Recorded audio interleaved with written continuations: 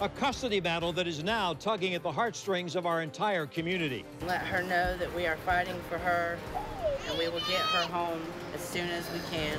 This group comes together in hopeful prayer as the adoption of 1.5-year-old Liberty Belle Phillips is now on hold while a Duval County judge re-examines her case. These news developments are the result of our I-Team investigation into why baby Liberty was moved from a safe and loving home with her aunt and uncle and placed into a new home linked to relatives with a documented history of domestic violence.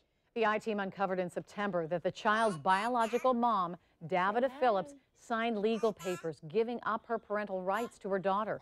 Since then, she told the I-Team that baby Liberty's biological father, Bradley Hornback, threatened her to get her to sign the child over to his brother, who has a documented history of abuse. Tonight, Channel 4's Francesca Amaker was at the candlelight vigil, and she's joining us live. Fran.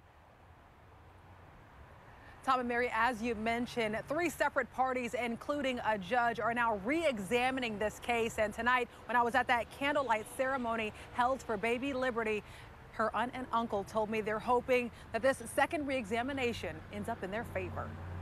We decided to do this based on just, praying for the well-being of her while she's away and to soften the hearts of the judge and others involved. Ginger Phillips and her husband Keenan received Liberty Phillips last December after drugs were found in her system and Florida's Department of Children and Families deemed her mother was unfit to care for her. When we first took Liberty in, she was maybe a little behind, kind of stiff, she was neglected. But in 10 short months, her uncle says her life turned around. She was thriving. Until September, when her family says that flourishing came to an end, when Liberty's mother and father signed documents to have the child live with Bradley's brother, Christopher Hornback, in a home that documents show has a past of domestic violence.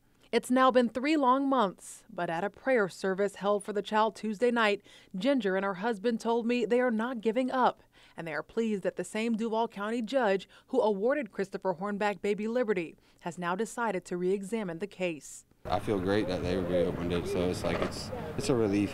It's a stressful for it was stressful not knowing what he was going to do. Yes, it was standing in that courthouse waiting for them to come out and let us know what was going on. Yeah, we've been fighting for this since before they took her. DCF and the guardian ad litem were also reappointed to take another look at what's best for the toddler. And though Liberty's custody battle appears to be on hold, the couple tells me they feel DCF is making strides in the right direction after being pressed by the I-Team. This week, they posted a notice to amend the state rules over background checks and home study procedures. I'm so thankful because I want other children to not have to go through this, not to be ripped away from their home that they've been in for that long. I would like to see interventions given a time limit in cases like this. And coming up at 11 o'clock, more on the arrest of Liberty's father, where it happened, and whether he'll stay in jail. That's all new at 11. I'm live tonight. Francesca Amaker, Channel 4, the local station.